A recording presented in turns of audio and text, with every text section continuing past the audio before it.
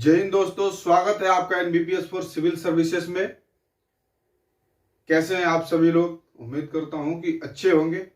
आइए आज हम फिर नए टॉपिक की शुरुआत करने जा रहे हैं। तो इससे पहले आप हमें बताइए कि जो पिछले क्लास में आपको पढ़ाया गया था, कि आप लोगों को समझ में आ गया, याद हो गया? अगर नहीं समझ में आया हो तो फिर मैं वही बात रिपीट कर रहा हूं कि वीडियो को दोबारा देखिए, 3 बार देखिए, आपको जरूर समझ में आएगा। और जब समझ में आए तो प्लीज वीडियो को शेयर, लाइक, कमेंट और सब्सक्राइब कीजिए, ताकि मेरा भी मोराल अप हो और मैं और कुछ बेहतर देने की कोशिश करूं आप लोगों को। तो चलिए आइए हम शुरुआत करते हैं। भारत का भौतिक स्वरूप आज देखेंगे। भारत के भौतिक स्वरूप के बारे में पढ़ेंगे। भारत के भौतिक स्वरूप में हम पर्वत, पहाड़, पठार, मैदान, इन सब चीजों के बारे में देखेंगे। तो आइए हम शुरू करते हैं भारत का भौतिक स्वरूप। तो देखते हैं भारत के भौतिक स्वरूप।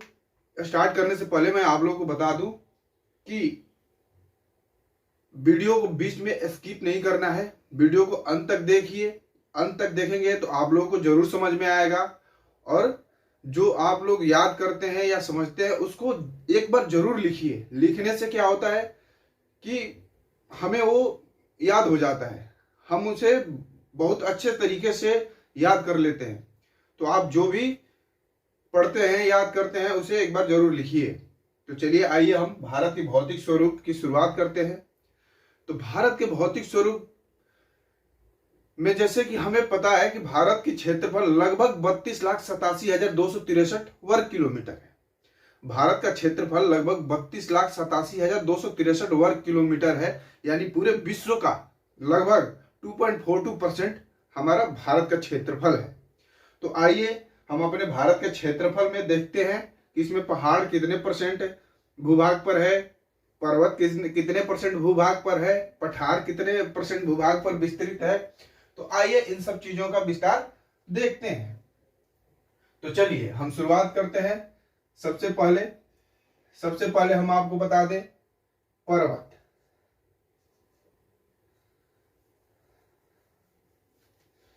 तो आइए हम इन सब चीजों का शुरुआत करते हैं।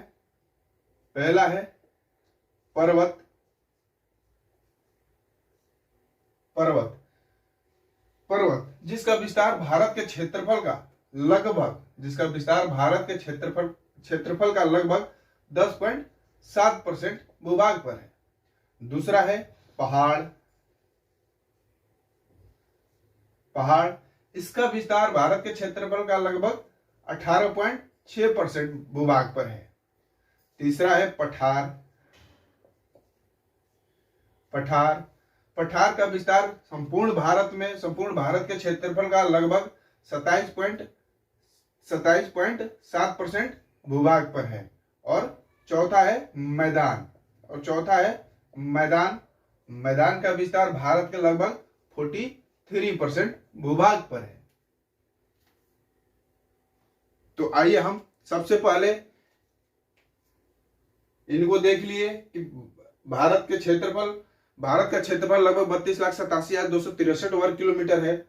उस क्षेत्रफल का 10.7% भूभाग पर पर्वत का विस्तार है, 18.6% भाग पर पहाड़ का विस्तार है, 27.7% भूभाग पर पठार का विस्तार है, और 43% भूभाग पर मैदान का विस्तार है।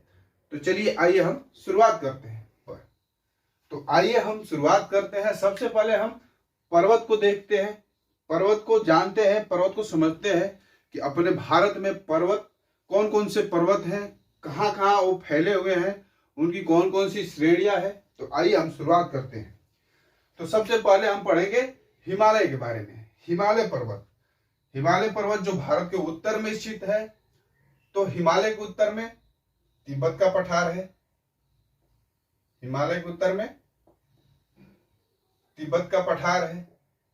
तिब्बत का पठार है।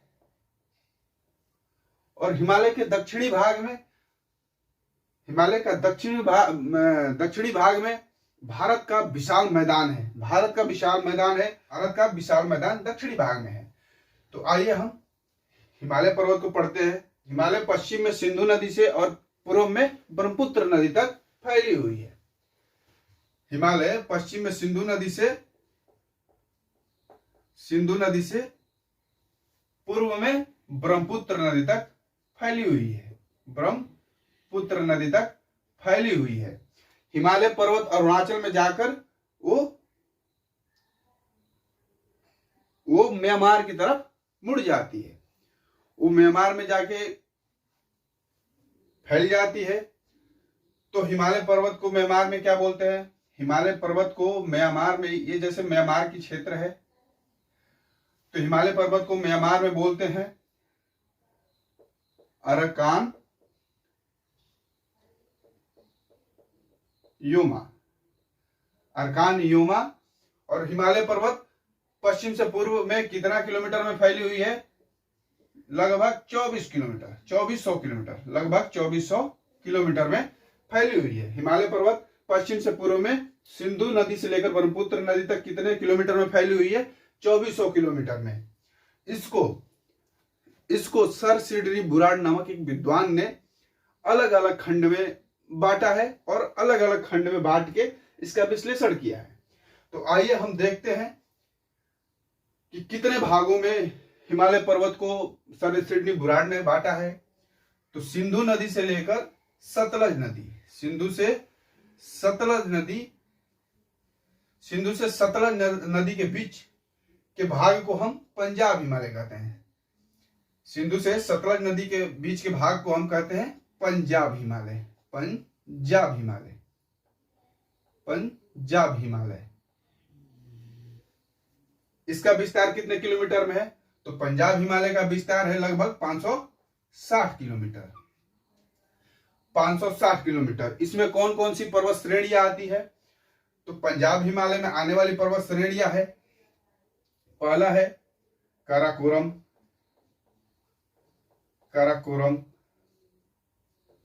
दूसरा है लद्दाख, तीसरा है जोस्कर, चौथा है पीर पंजाल, पांचवा है धौलाधर। ये सारी पर्वत श्रेणियां पंजाब हिमालय का हिस्सा है और ये सारी पर्वत श्रेणियां पंजाब हिमालय में फैला हुआ है। जैसे कि हमें ये पता है कि काराकोरम श्रेणी में ही K2 गार्डविन अस्टीन स्थित है। K2 यानी गार्डविन अस्टीन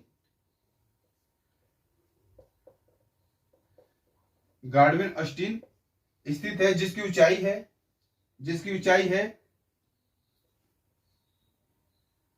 8611 मीटर, 8611 मीटर, जो भारत की सबसे ऊंची चोटी है। लेकिन हम आपको ये बता दें कि अगर मुख्य भारत की सबसे ऊंची चोटी पूछे तो मुख्य भारत की सबसे ऊंची चोटी है कंचनजंगा। मुख्य भारत की सबसे ऊंची चोटी है कंचनजंगा। मुख्य भारत की सबसे ऊंची चोटी कंचनजंगा को इसलिए बोला जा रहा है क्योंकि ये जो काराकोरम श्रेणी में K2 गार्डविन अस्टीन है, ये जो है POK है, पाक ऑक्युपाइड कश्मीर, यानी पाक अधिकृत भारत, जिसपे पाकिस्तान का अधिकार है।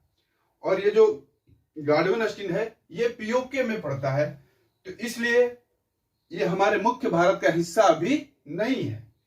मुख्य भारत की सबसे ऊंची चोटी कंचनजंगा है। तो आइए हम ये समझते हैं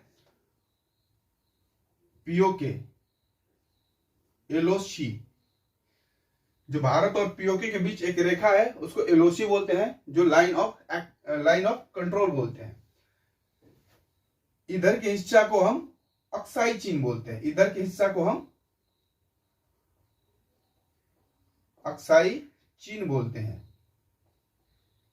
जिस पर चीन का हिस्सा है। इस रेखा को, जो भारत और अक्साई चीन के बीच में जो रेखा खींची गई है, उसे हम LAC बोलते हैं। LAC यानी line of actual control. LAC मतलब line of actual control. POK पाक ऑक्युपाइड जो कश्मीर है उसी के अंतर्गत अपना ये K2 गार्डविन स्टीन आता है। इसलिए हम गार्डविन स्टीन को मुख्य भारत का सबसे ऊंची चोटी नहीं बोलते। मुख्य भारत की अगर सबसे ऊंची चोटी बोले तो कंचनजंगा,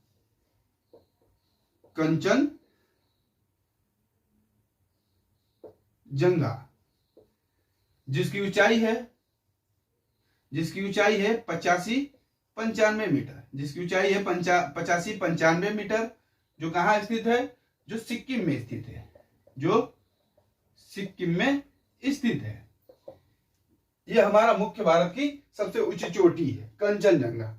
अगर भारत की पूछे सबसे ऊंची चोटी और ऑप्शन में काराकोरम यानी K2 गार्डविन स्टीन हो तो हम गार्डविन स्टीन दे देंगे।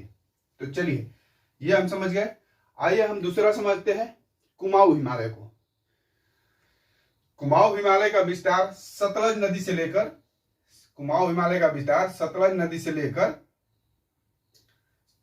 काली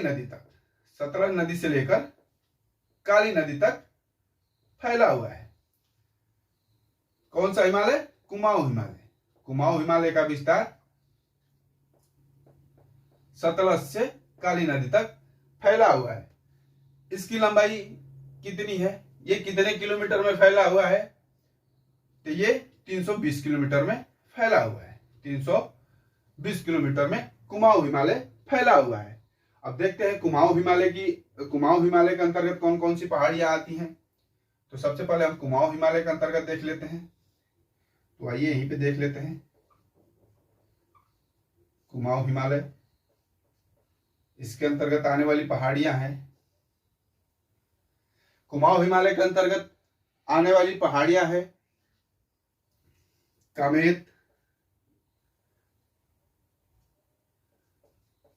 त्रिशूल, कामेत और तीसरा नंदा देवी। ये तीनों पर्वत श्रेणियां कुमाऊं हिमालय का हिस्सा है। आइए हम अब नेपाल हिमालय को देखते हैं। तो नेपाल हिमालय का विस्तार काली नदी से लेकर तीस्ता नदी तक है। काली नदी से लेकर तीस्ता नदी तक विस्तृत है। नेपाल हिमालय काली नदी से लेकर तीस्ता नदी तक विस्तृत है।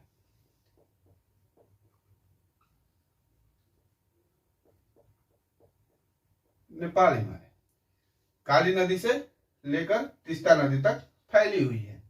विश्व की जितनी भी ऊंची चोटियां है, जितनी भी ऊंची पर्वत श्रेणियां है, सब नेपाल हिमालय का हिस्सा है। तो आइए हम देखते हैं नेपाल हिमालय के अंतर्गत कौन कौन सी पर्वत श्रेणियां आती हैं।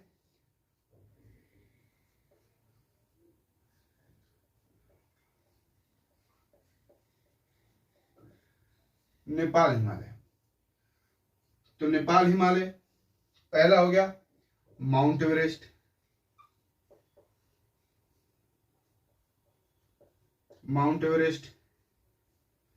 माउंट एवरेस्ट की ऊंचाई आप सभी को पता ही होगा, 88-50, कहीं कहीं 88-48 मीटर भी देता है। दूसरा है कंचनजंगा।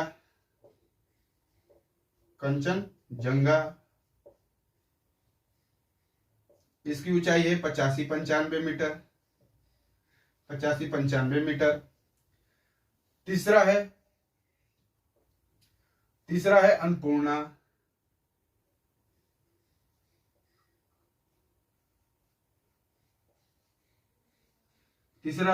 चौथा है मकालू। ये सारी विश्व की सबसे ऊंची पर्वत श्रेणियां है, पर्वत चोटियां है, जो नेपाल हिमालय में स्थित है। माउंट एवरेस्ट जो है उसकी ऊंचाई है 88-50 मीटर। कंचनजंगा की ऊंचाई है 85-95 मीटर। अन्नपूर्णा की ऊंचाई है 80-75 मीटर। मकालू की ऊंचाई है 84-81 मीटर। तो ये सारी पर्वत श्रेणियां नेपाल हिमालय का हिस्सा है, जिसमें माउंट एवरेस्ट, अन्नपूर्णा और मकालू, ये 3 पर्वत श्रेणियां नेपाल का हिस्सा है और कंचनजंगा भारत में स्थित है। अब आइए नेक्स्ट देखते हैं। नेक्स्ट है असम हिमालय। असम हिमालय, असम हिमालय,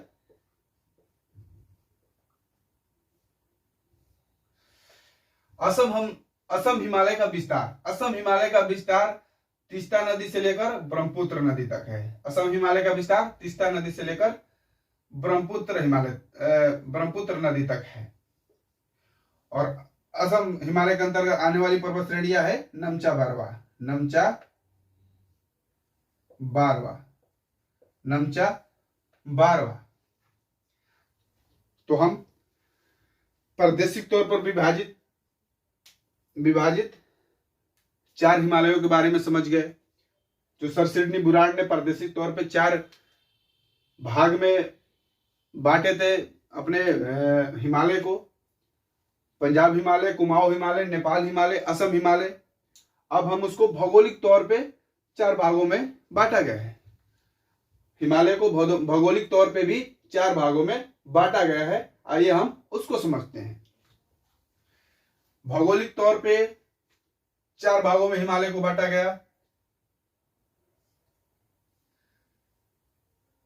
सबसे पहले ट्रांस हिमालय, ट्रांस हिमालय, सबसे पहला ट्रांस हिमालय में बांटा गया है। ट्रांस हिमालय जो तिब्बत के पठार और बृहद हिमालय के बीच स्थित है। ट्रांस हिमालय तिब्बत के पठार और बृहद हिमालय को अलग करता है। दूसरा है बृहद हिमालय,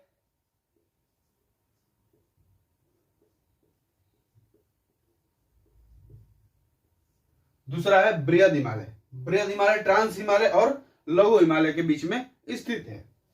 तीसरा है लघु हिमालय।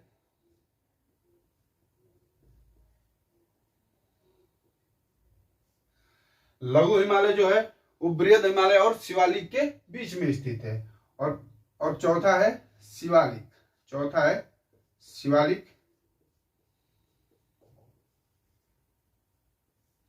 चौथा है शिवालिक जो उत्तर भारत के विशाल मैदान और लघु हिमालय के बीच में स्थित है। तो आइए हम देखते हैं ट्रांस हिमालय को बृहद हिमालय से अलग कौन करता है। ट्रांस हिमालय को बृहद हिमालय से अलग करता है ITSZ। ITSZ इसका फुल फॉर्म क्या हुआ? Indus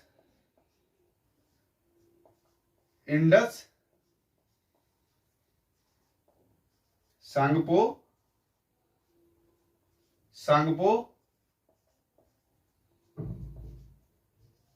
सल्चर zone. ट्रांस हिमालय को बृहद हिमालय से अलग कौन करता है? Indus Tsangpo suture zone. दूसरा हम देखते हैं। रुक जाइए।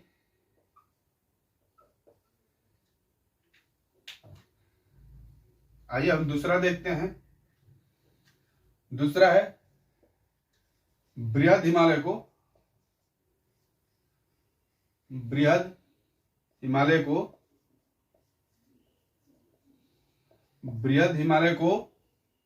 लघु हिमालय से अलग कौन करता है? बृहद हिमालय को लघु हिमालय से अलग कौन करता है? तो बृहद हिमालय को लघु हिमालय से अलग करता है MCT। MCT मतलब main central thrust. Main central thrust. बृहद हिमालय को लघु हिमालय से अलग करता है मेन सेंट्रल थ्रस्ट MCT। तीसरा ये लघु हिमालय को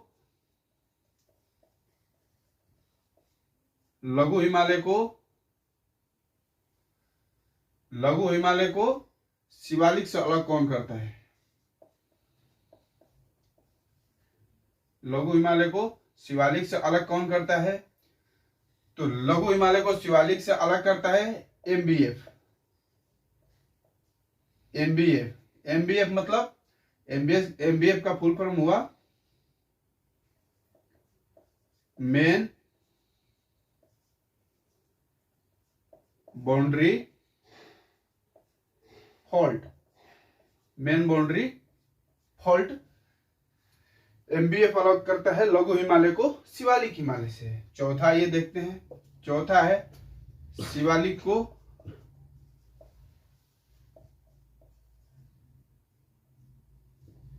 शिवालिक को उत्तर भारत के विशाल मैदान से अलग कौन करता है? उत्तर भारत के विशाल मैदान से अलग कौन करता है? तो इसको अलग करता है HFF। HFF का फुल फॉर्म क्या होता है? Himalayan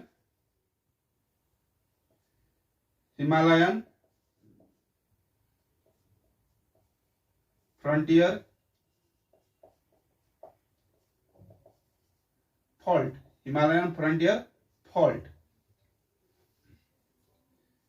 Himalayan frontier fault. तो आइए एक बार इसको फिर समझते हैं। ट्रांस हिमालय को बृहद हिमालय से कौन अलग करता है?